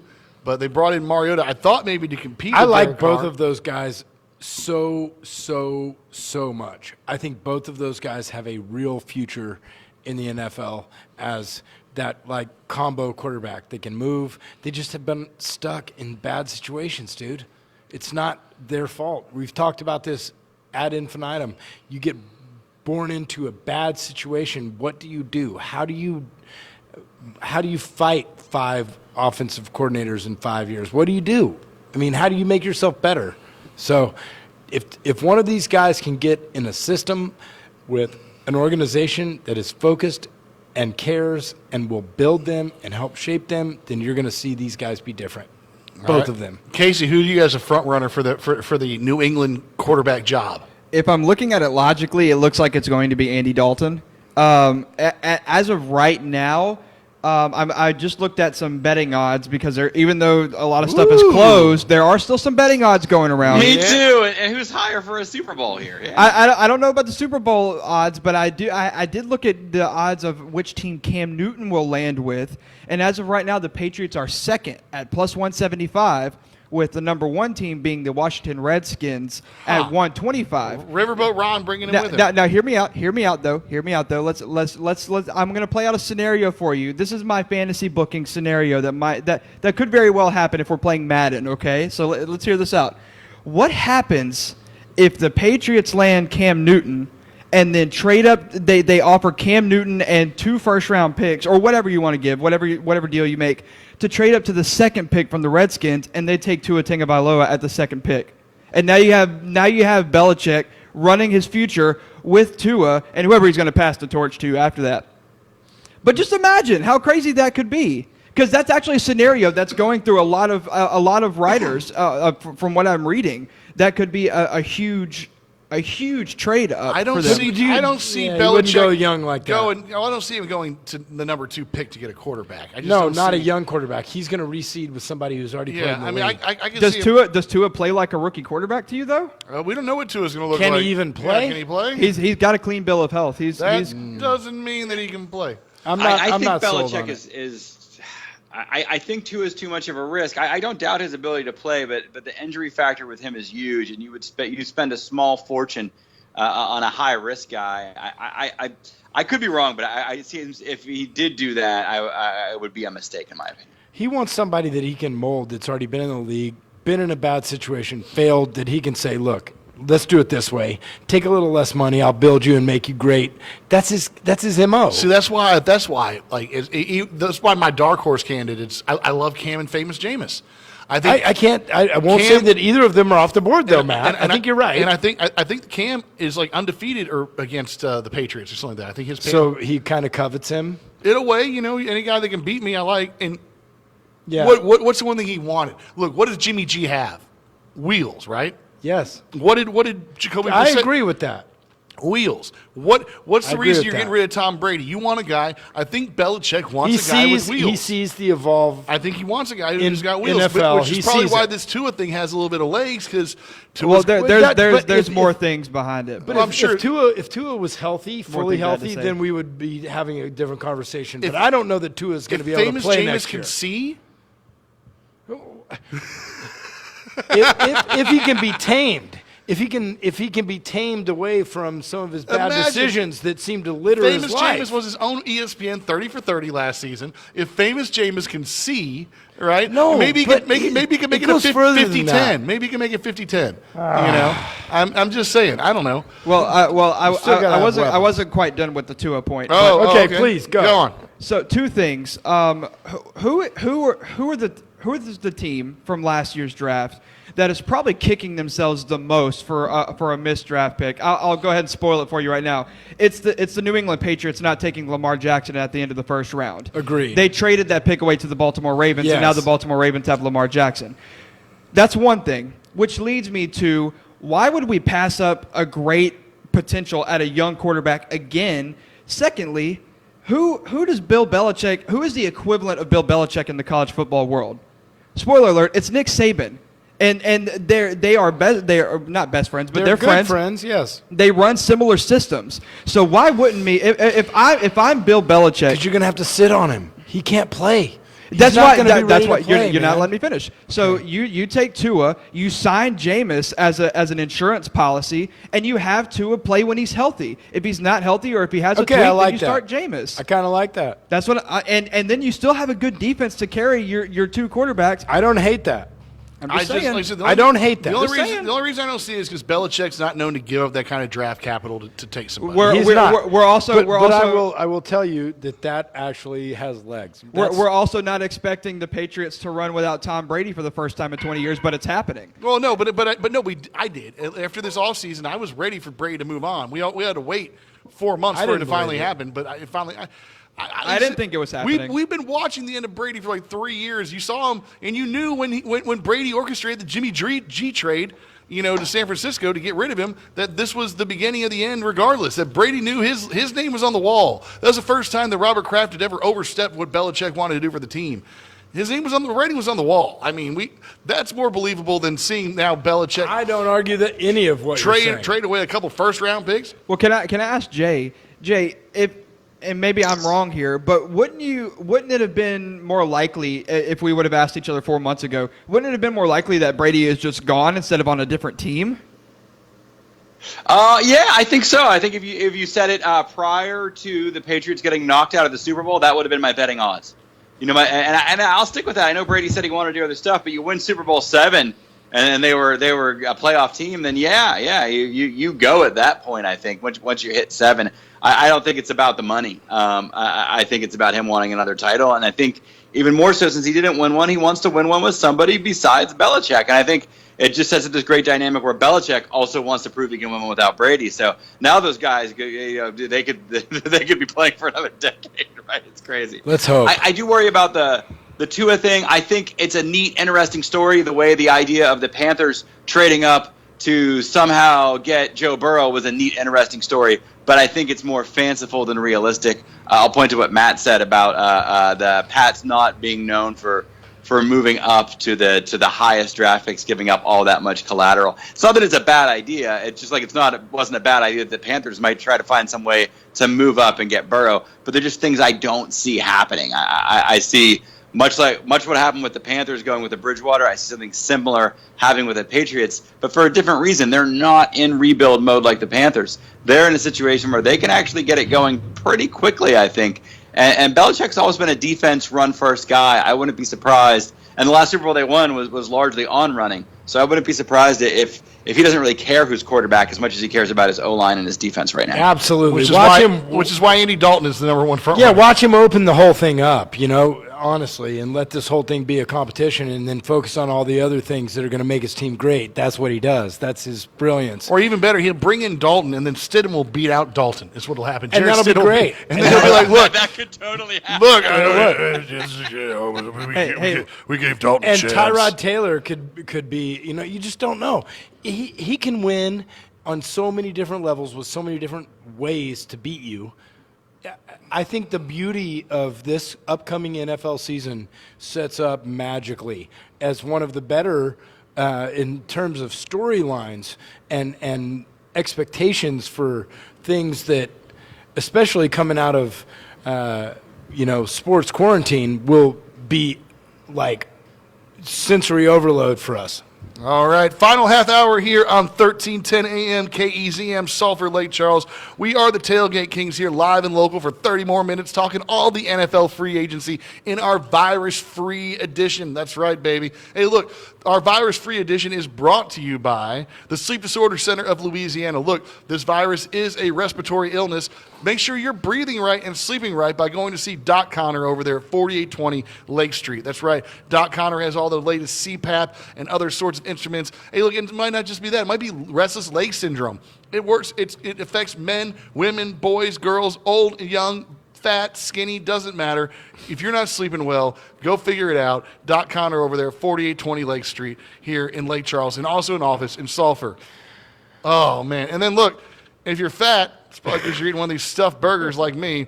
You got to love them stuffed burgers, man. I am a fatty when it comes to, I'm just going to throw that fat word out a bunch. Chad's loving it. Can't let go. All right. Hey, but Jason, you know the only thing better than getting a burger? Tell me about it. It's getting it delivered for free. That's right. Right now, That is fat with a PH. That's right. Right now, Maplewood Burgers is delivering to you for free. That's right, for free. Just hitting them up on their website or on their app. That's right. Maplewood Burgers also has an app.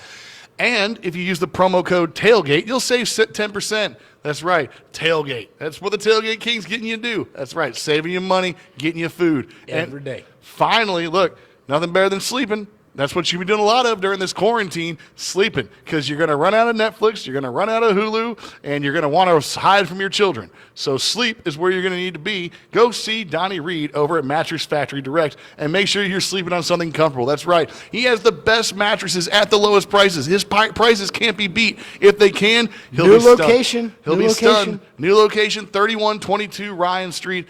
We're going to have a grand opening. They're open eventually. right now. They're open right now. We're going to have a grand opening eventually when the quarantine And they'll lifts. continue to be open. Hey, look, if you go in there and buy a new mattress and mention the Tailgate Kings, you'll get free sheets for that puppy, too. Uh-oh. That's right. Free sheets, baby. And I tell you, Donnie Reed's got the best sheets. He It's just a does. hookup. He does. Ain't nothing else to say. We're here to hook you up. All right. Like I said, we're going to be hooking you up with some recipes through this quarantine thing. We're going to do some quarantine recipes, like some empty your freezer, empty your cupboard. Like, just send Chad coffee. Chad needs coffee. that's all I need. Chad needs Chad, coffee. I can get you coffee. Chad, you know my I need fiance. coffee. You know my fiance works at the largest coffee, Bro. store in the world. Chad needs coffee so he can stay up past 7:30 at night. Man, That's right. it's hard. Matt, that is not happening. Okay, He's Bro. He's starting to become like Logan. I'm like coffee to stay up till 7:30. 8 o'clock, maybe. To stay Hey, up till look, 8. look, I work until I can't anymore. Hey, those little ones are running Chad into the ground right now. Yep. It's hard out there. You hurt? All right, like I said, so you can find us on Facebook. Like I said, the Tailgate Kings. If you're not part of the kingdom yet, go find the Tailgate Kings. What are you doing? Click that like button, baby. What are you doing? We have a couple food videos already up that you can check out on the YouTube. We're gonna bust out a bunch now. If Chad can stay awake. Quarantined. And Kiss my honey, man. like I said, we got the website too, www.thetailgatekings.com. Twitter, Instagram, all that fun stuff. Hey, look, come be a part of the kingdom. We'd love for you to. Find us right now on Facebook Live. We're streaming live right now on the Facebook Live. If you got a question, a comment, go throw it up there, man. We'd love to get your opinion on Tom Brady to the Tampa Bay. What's they going to do the NFC South? Brady versus Brees 2 times a year. How excited are you for that? All that sort of stuff. Like I said, we talked about that earlier in the show. You can even go watch the early show right now if you want. All sorts of things. All right. Sticking with, though, Brady's old division, the AFC East, the Bills get Stephon Diggs from Washington and add a number of pieces to their defense. Look, is this the team that's going to take the pass down? Chad says yes. Casey, is this the Bills' year? It just might be. I think that they're going to win the division. Now, does that necessarily mean that they'll be Super Bowl contenders? I don't know about that. The defense is really good. They have some good, options at wide receiver. And, I mean, I don't know. I think they're good. I think they might look like a 9-7, 10-6 type of team that could make it to the second round.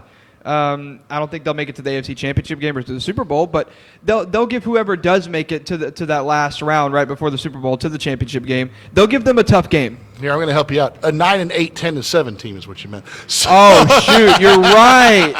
Oh my gosh, I don't like that. I don't like that. Jason, Don't like it. Who do you got winning out in this East here? I mean, is it the Bills by default, or does Belichick keep the Patriots top? Oh, Belichick keeps the Patriot atop. I mean, it was funny as me and Casey were referring to Vegas for the same reason, but on different subjects. He was looking at quarterbacks. I was looking at, like, who has the odds of winning this division. It's still the Pats, and I think for good reason. Look, I love the Bills are doing. I think, getting Diggs is an upgrade. Getting rid of Brady is an even bigger upgrade. But I'm not ready to throw in the towel on the Pats and say the Bills win it just yet. And while Diggs is an upgrade, he's also a very problematic wide receiver. He's a prima donna. He has fits when he doesn't get the ball.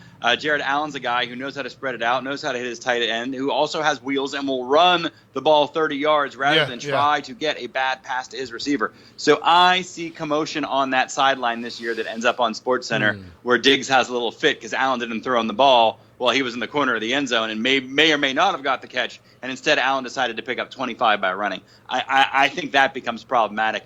I think Belichick, well, we'll see. I mean, the Pats either stay the course or they fall apart. I don't believe they fall apart. I think they stay the course. Well, all right. So I don't know here, man. I mean, look, the only thing I know think the Jets are in the discussion. I really, don't think that's 'cause over. I didn't know where the Jets were, man. I mean, the Jets are the just wait. I like the Jets, actually. Really? Sam Darnold, year 3. Let me be honest with you guys. I love the Jets. Okay. I don't know if this is their year, but I love their potential. I love the young guys they Didn't have. they get rid of Robbie Anderson? Did I see that? No, not yet. I think they still have Robbie, but I think it's a rumor that they may. He's going to be gone. But Sam Darnold, that defense, Le'Veon Bell, maybe finally getting into the rhythm of the team. This team might be nice, and they have a bright future. They have a bright Chad. I 100% with you on I think that the one. Jets are under the radar. Le'Veon Bell is a really good bowler, apparently, I hear. Hey, well, he probably doesn't have much to do right now in the offseason, He's bowling? Le'Veon Do you Bell. remember that Bell couldn't make the game because he was too injured? Then he was out bowling with his family I during thought the that game. was the double entendre. Yeah, no, look, I guess I don't trust the wide receiver core. I mean, it's not awful. Jameson Crowder, Quincy Onwenu, Josh Doxson. I'm just saying that has a chance there. There's something marinating with that defense. They've got a nice enough defense. There's, in this now changed environment with Brady's absence, that's a vacuum. And how fast they can fill that, and if it's Stidham, I don't know. But I think it's opened up a lot of interesting angles in this division that will make it fun to watch, much like what we see, with Brady's new home. Miami is talking about trying to move up to the number 1 pick. Miami is moving. Miami's made some moves now. Is Miami going to take the number 1 pick from Cincinnati? I know, Jason, we can't believe it would actually happen, but Miami wants in. They want in. Miami's I think better. they might just like Carolina might have, yeah. Yeah. All right. My question is, where's Miami? They're at 3, right? Yeah. I'll check the I'll check the standings in terms of the draft order. But my thing is, like, what would Miami give up? What do they have to give up for that number 1 pick? A lot of picks. You'd have to, I They're guess. boat-loading picks, man. Yeah. And they've gotten better. Look at the moves they've made, and we'll have to pull it up because I've been watching cartoons, so Can't blame you there. It's more fun, honestly. Casey, it just less Dolphins stressful. to the 5th pick. I can see them moving up to The Dolphins, like they tanked 3. for Tua, and they didn't get the number 1 slot, and now they can get Tua anyway. It works out perfectly. True. That's Yeah. true. they're gonna have to jump the Lions. So Lions are probably going to take Tua. That's the rumor. Well, right then now. what about Matt Stafford? What if then Matt to the Stafford? Patriots? Yeah. What if Matt Stafford ends up in New England? You're right, Chad. What if Taysom Hill ends up in New England? Why? That doesn't make any sense. Why? Matt Stafford I don't like makes Taysom a lot Hill, of man. Why sense. not? Taysom Hill's got legs. He can No. move. He's mobile. He's got an arm. He's the guy that's going to get paid and be exposed. He's the perfect I guy. agree. He's the perfect I guy for agree. Belichick to bring in and be like, nobody liked this guy. No. No. But that's the thing. Everybody likes Taysom Hill. He's a Super Bowl quarterback now. He's a Super Bowl winning Matt quarterback. Stafford. Today is Friday. If his back He's on the is team. not broken, why not him? Yeah. Honestly, I the league is going to be shaken up so Clearly, much. the Lions don't want to win. They've traded Darius Slay. They don't want to win. Darius They're not Slay trying did to have a win. down year, but the Lions were just bad. They were just bad. And terrible. Is Wayne Fontes back in charge? Wayne Fontes. Well, let's get to this Darius Slay move and everything else. So the NFC East, the Cowboys that we talked about, franchising Dak and whatnot. Look, you guys think who thinks this is moving the way it should? Because I know you guys. What you think that the Joneses have completely bungled this, right, Chad? Totally. Jason, what do you think, man? What do you think right now? The Cowboys are mismanaged. What's going on here with these boys? Yeah, no, I'm not impressed with the moves they've made. I think they've been kind of foolish. But they have a good product. The product will stay on the field. They'll narrowly miss the playoffs, or they'll make the playoffs and lose in the expanded wild card round. But I think they could be a lot better if they handled these contracts better, going back 2-3 years now. Yep. Yeah, I mean, look, it seems to be. I mean, Are you trying to make money or trying to win? I don't know what they're trying to do. It seems like they got a bunch of I need egos. to know. It seems I like need they to know. It seems like they brought the most egotistical players over who are good. It's like every player with an ego they got except for Antonio Brown. Like Amari Cooper, big ego. You know, Ezekiel Elliott, And then he big got ego, paid. you And know? then they got paid. Yeah, so and it's- the guy who stands on the side and does everything you ask him to do, marches to the drum, does whatever you want, and wins over and above and helps the team and is the clear leader on every level. You don't take care of that guy. That's poor leadership, bro. It's poor leadership. That shows you all you care about is flash, all sizzle, no steak. You're letting the steak go get cold while you let the sizzle steal the show. I'm sorry. It's terrible. I have some opinions on the matter. I'm sure you do. Casey, what do you think, man? So I think, and if I'm being realistic with you guys, I feel bad for the Cowboys, and I feel bad for Cowboys fans. Okay. Because they were in a lose-lose-lose situation. And, yeah, I said 3 loses. Because let's look at it this way. Let's say you pay Dak and you pay Amari, you don't pay Zeke. Then it's like, then you're going to get criticized for not paying one of the best running backs in the league. If you don't pay Amari, then you get criticized for not paying arguably your best wide receiver since Des Bryant. And then if you don't pay Dak, you're not paying your best quarterback that you've had since Romo, at least since the middle of his career. So I think no matter who they didn't pay, they were in a lose-lose-lose situation because they were going to be criticized for it. I think that a lot of the things that are being overlooked here are some of the deals that they've made with some of the they have lost some pieces, but some of the deals, like they re-signed Sean Lee. If Sean Lee can come back and be healthy, he's only on a $4.5 million deal. That's a steal for Sean Lee if he comes back and he's healthy.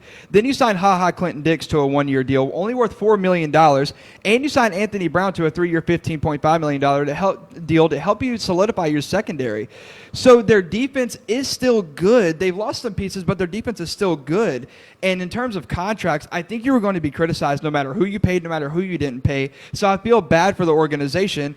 Plus, they're still the Cowboys, so I feel bad for their fans because they're just total garbage. So, I mean, is it crazy that I don't think this team can win even if you had Dak, Zeke, and Amari Cooper all happy? Even if they were the happiest guys in the world, they're all under contract, I still don't see this as a Super Bowl team. Why do you pay the guys that are the squeakiest wheels, that are the most expendable, why do you pay them ahead of the most important position in pro sports? Why would you do that?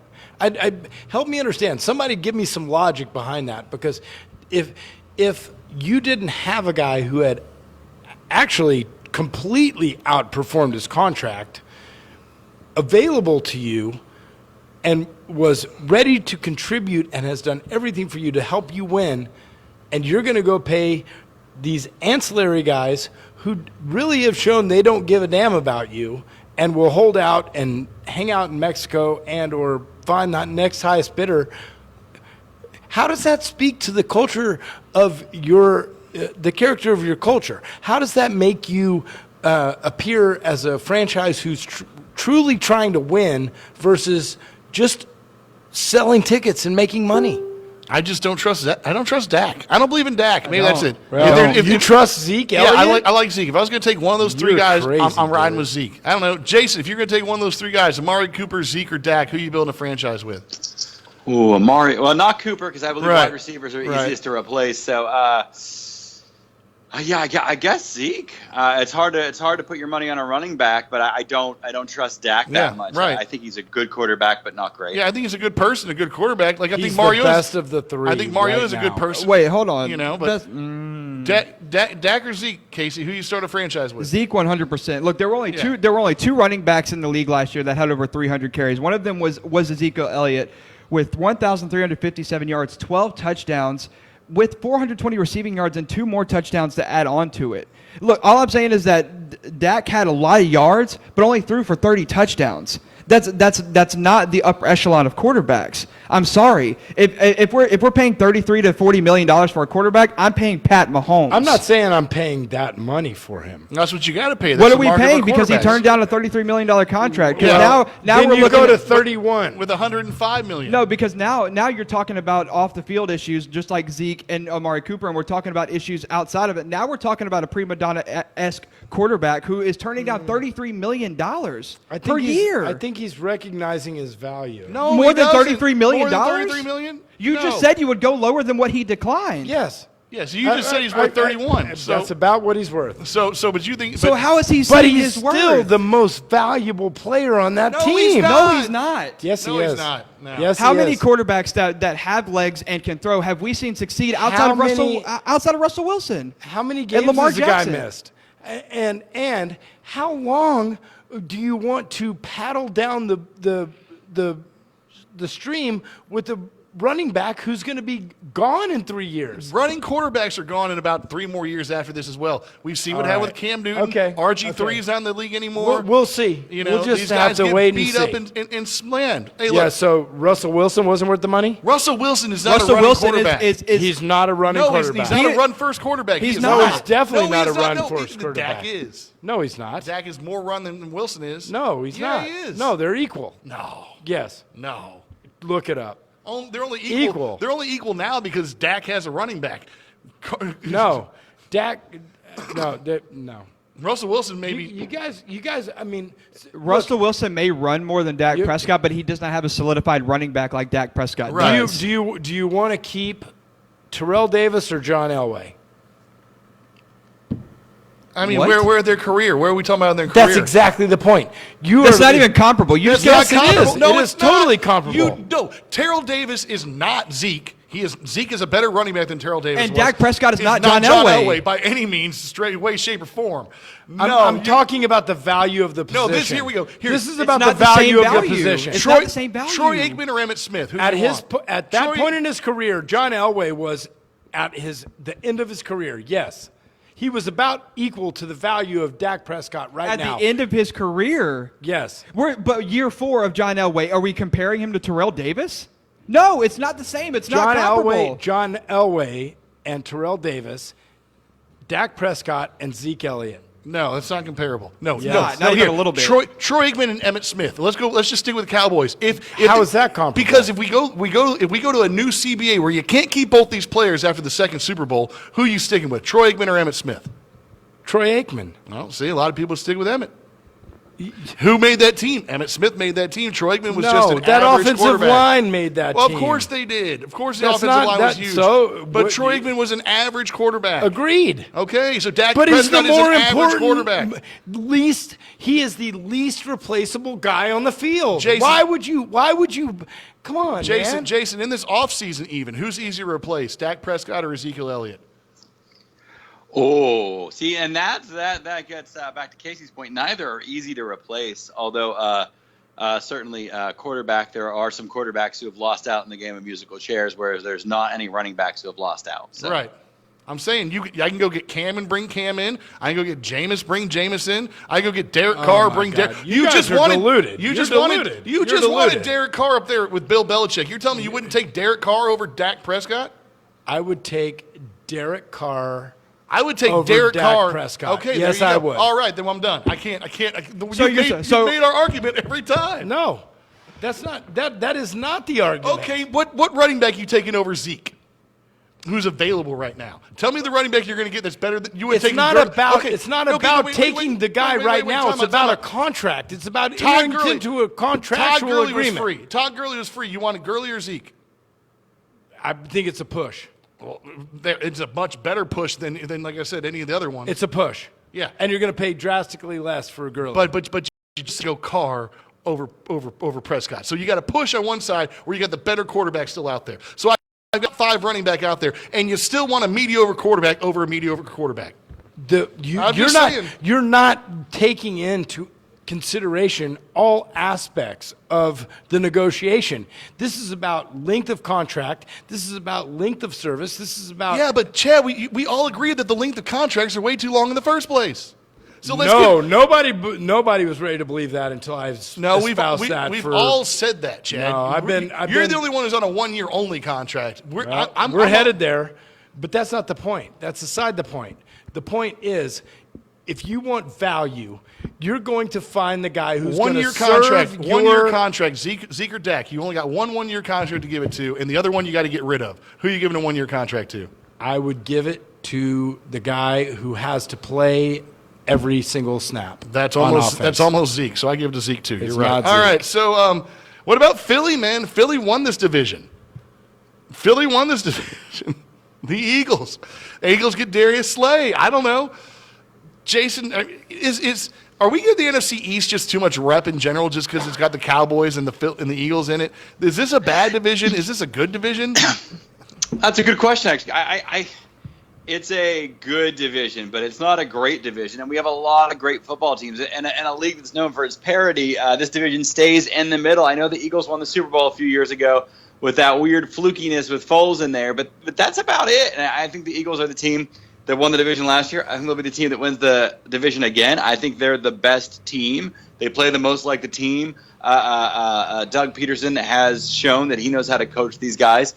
I don't know if he'll pull enough tricks out of his basket to make a deep playoff run again, but they appear to be the cream of the crop in a division that's, at the end of the day, you're going to have a bunch of 9-7 teams this year and 9-8 teams the following year. I mean, yeah. I mean, I don't know which one's going to differentiate themselves, right? I mean, the Giants, new coach when Joe Judge, technically still a new quarterback with Daniel Jones.